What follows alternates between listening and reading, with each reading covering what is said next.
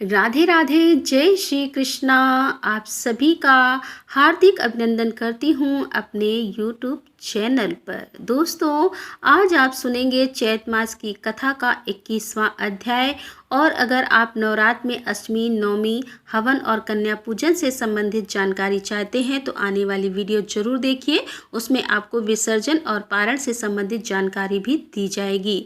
और अब भगवान श्री हरि विष्णु का ध्यान करके आज की पावन कथा का प्रारंभ करते हैं। सूत जी कहते हैं कि ब्राह्मणों, पृथ्वी की बात सुनकर राजा पृथु ने अपने धनुष के अग्रभाग से विभिन्न रूप वाले भारी भारी पर्वतों को उखाड़ डाला और भूमि को समतल बना दिया। राजकुमार पृथु ने पृथ्वी के शरीर में अपने बाणों को स्वयं ही निकाल लिया। उनके आविर्भाव से पहले केवल प्रजाओं की उत्पत्ति हुई थी, कोई सच्चा राजा ही नहीं हुआ था। और उन दिनों यह सारी प्रजा कहीं भूमि में गुफा बनाकर, कहीं पर्वत पर, कहीं नदी के किनारे, जंगली झाड़ियों में और संपूर्ण तीर्थों में तथा समुद्र के किनारे पर निवास करती थी। सब लोग पुण्य कर्मों में लगे रहते थे। फल, फूल और मधु यही उनका आहार हुआ करता था। वेन कुमार पृथु ने प्रजा के इस कष्ट को देखा। मनु को बछड़ा तथा अपने हाथ को ही दुग्ध पात्र बनाकर पृथ्वी से सब प्रकार के धान्य और गुणकारी अन्नमय दूध का दोहन किया। सुधा के समान लाभ पहुँचाने वाले उस पवित्र अन्न से प्रजा पितरों तथा ब्रह्मा आदि देवताओं का यजन पूजन करने लगी। हे द्विज, उस समय की सारी प्रजा पुण्य कर्म में संलग्न रहती थी। अतः देवताओं, पितरों, विशेषतः ब्राह्मणों और अतिथियों को अन्न देकर पश्चात स्वयं भोजन करती थी। उसी अन्न से अन्यान्य यज्ञों का अनुष्ठान करके वह देवेश्वर भगवान श्री विष्णु का यजन और तर्पण करती थी तथा उसी अन्न के द्वारा संपूर्ण देवता तृप्त होते थे। फिर श्री भगवान की प्रेरणा से मेघ पानी बरसता और उससे पवित्र अन्न आदि उत्पन्न होता था। तदंतर समस्त ऋषियों, महामना ब्राह्मणों तथा सत्यवादी देवताओं ने भी इस पृथ्वी का दोहन किया। अब मैं ये बताता हूँ कि पितर आदि ने किस प्रकार बछड़ों की कल्पना करके पूर्व काल में वसुधा को दुआ था। हे द्विज, उत्तम पितरों ने चांदी का दोहन पात्र बनाकर यम को बछड़ा बनाया। अंतक ने दुहने वाले ग्वाले का काम किया और स्वधा रूपी दुर्ग ने दुहा। इसके बाद सर्पों और नागों ने तक्षक को बछड़ा बनाकर तुम्बी का पात्र हाथ में लेकर विष रूपी दूध दुहा। वे महाबली और महाकाय भयानक सर्प उस विष से ही जीवन धारण करते। विष ही उनका आधार, विष ही आकार, विष ही बल और विष ही पराक्रम। इसी प्रकार समस्त असुरों और दानवों ने भी अन्न के अनुरूप लोहे का पात्र बनाकर संपूर्ण कामनाओं के साधनभूत मायाम दूध का दोहन किया। जो उनके समस्त शत्रुओं का विनाश करने वाला है, वही उनका बल और पुरुषार्थ है। उसी से दानव जीवन धारण करते हैं।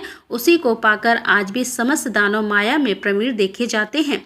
इसके बाद गंधर्व और अप्सराओं ने पृथ्वी का दोहन किया। नृत्य और संगीत की विद्या ही उनका दूध थी। उसी से गंधर्व, यक्ष और अप्सराओं की जीविका चलती है। परम पुण्यमय पर्वतों ने भी इस पृथ्वी ने नाना प्रकार के रत्न और अमृत के समान औषधियों का दोहन किया। वृक्षों ने पत्तों के पात में पृथ्वी का दूध दुहा। जलने और कटने के बाद फिर से अंकुर निकल आना, यही उनका दूध था। उस समय पाकर पेड़ बछड़ा बना था और साल के पवित्र वृक्ष ने दुहने का काम किया था। गुह्या, चारण, सिद्ध और विद्याधरों ने भी सबको धारण करने वाली इस पृथ्वी को दुहा था। उस समय यह वसुंधरा संपूर्ण अभिल सिद्ध पदार्थों को देने वाली कामधेनु बन गई थी। जो लोग जिस जिस वस्तु की इच्छा करते थे उन्हें भिन्न भिन्न पात्र और बछड़ों के द्वारा वह वस्तु यह दूध के रूप में प्रदान करती थी। यह धात्री अर्थात धारण करने वाली और विधात अर्थात उत्पन्न करने वाली यह श्रेष्ठ वसुंधरा है। यह समस्त कामनाओं को पूर्ण करने वाली कामधेनु है तथा यह पुण्य से अलंकृत परम पावन पुण्यदानी, पुण्यमय और सब प्रकार के धान्य को अंकुरित करने वाली है। यह संपूर्ण चराचर जगत की प्रतिष्ठा और योनि अर्थात उत्पत्ति स्थान है। यही महालक्ष्मी और सब प्रकार के कल्याण की जननी है। यही पांचों भूतों का प्रकाश और रूप है। यह समुद्र पर्वत पृथ्वी पहले मोदनी के नाम से प्रसिद्ध थी। फिर अपने को वेन कुमार राजा पृथु की पुत्री स्वीकार करने के कारण यह पृथ्वी कहलाने लगी। हे ब्राह्मणों, राजा पृथु के प्रयत्न से इस पृथ्वी पर घर और गांवों की नींव पड़ी। फिर बड़े बड़े कस्बे और शहर इसकी शोभा बढ़ाने लगे।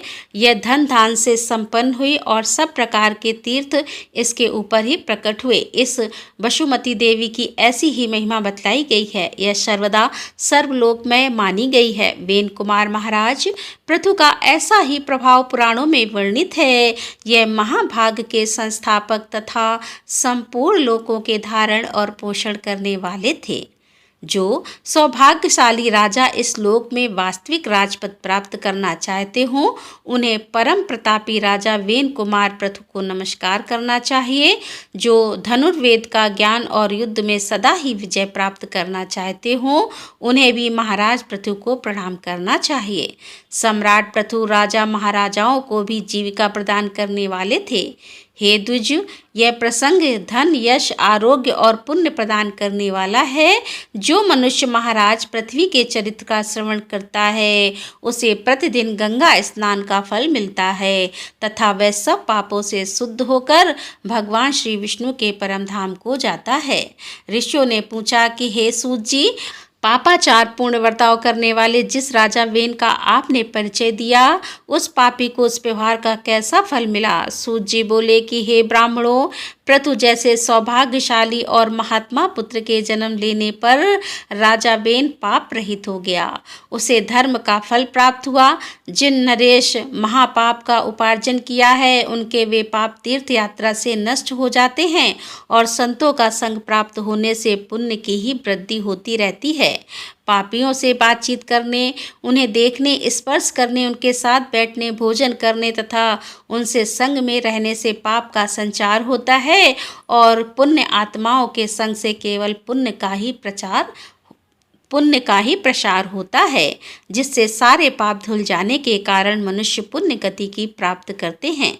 ऋषियों ने पूछा कि हे महामते, पापी मनुष्यों को परम सिद्धि की प्राप्ति कैसे होती है? यह बात भी हमें विस्तार के साथ बताइए।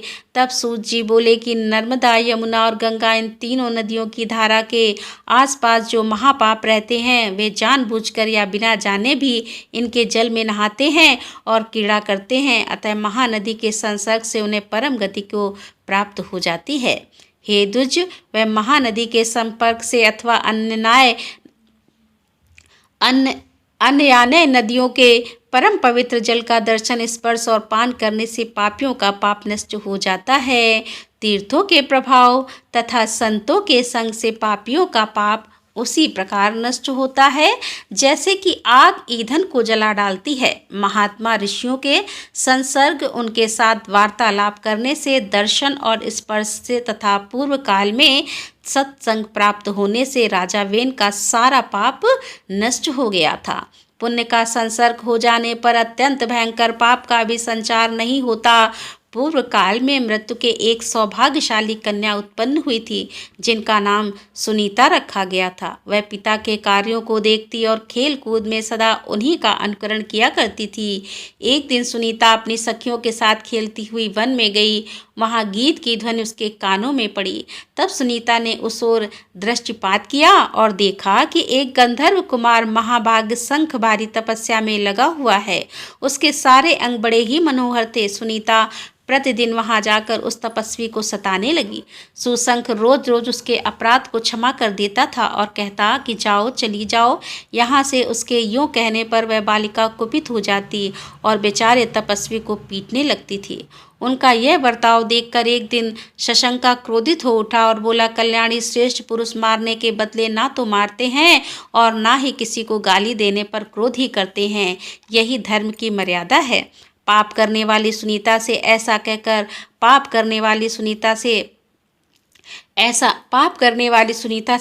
कहकर वह धर्मात्मा गंधर्व क्रोध से निर्वित हो रहा और उसे अबला स्त्री जानकर बिना कुछ दंड दिए लौट गया। सुनीता ने पिता के पास जाकर कहा कि हे तात, मैंने वन में जाकर एक गंधर्व कुमार को पीटा है। वह काम क्रोध से रहित होकर तपस्या कर रहा था और मेरे पीटने पर उस धर्मात्मा ने कहा कि मारने वाले को मारना और गाली देने वाले को गाली देना उचित नहीं है। पिताजी, बताइए उसके इस कथन का क्या कारण है? सुनीता के इस प्रकार पूछने पर धर्मात्मा मृत्यु ने उससे कुछ भी नहीं कहा, उसके प्रश्न का उत्तर ही नहीं दिया। तदंतर वह फिर वन में गई और सुसंग तपस्या में लगा हुआ था। दुष्ट स्वभाव वाली सुनीता ने उस शेष तपस्वी के पास जाकर उसे कोड़ों से पीटना प्रारंभ कर दिया। अब वह महातेजस्वी गंधर्व अपने क्रोध को न रोक सका। उस सुंदरी बालिका को शाप देते हुए बोला, गृहस्थ धर्म में प्रवेश करने पर जब तुम्हारा अपने पति के साथ संपर्क होगा तब तुम्हारे गर्भ से देवताओं और ब्राह्मणों की निंदा करने वाला पापचारी सब प्रकार के पापों से आसक्त और दुष्ट पुत्र उत्पन्न होगा। इस प्रकार शाप देकर वह पुनः जाकर तपस्या में लग गया। महाभाग गंधर्व कुमार के चले जाने पर सुनीता अपने घर आई। उसने अपने पिता से सारा वृतांत कह सुनाया। मृत्यु ने कहा, अरे उस निर्दोष तपस्वी को तुमने मारा ही क्यों? हे भद्रे, तपस्या में लगे हुए पुरुष को मारना यह तुम्हारे द्वारा उचित कार्य नहीं हुआ। धर्मात्मा मृत्यु ऐसा कहकर बहुत दुखी हो गए। राधे राधे, जय श्री कृष्णा। आज की कथा का यहीं पर समापन करती हूँ। इसके आगे का वृतांत आप कल की कथा में सुनेंगे। उम्मीद करती हूँ कि आज की कथा आपको ज़रूर पसंद आई होगी। अगर कथा पसंद आई हो तो वीडियो को लाइक कीजिए और ज़्यादा से ज़्यादा वीडियो को शेयर कीजिए और कमेंट बॉक्स में राधे राधे ज़रूर लिख दीजिए।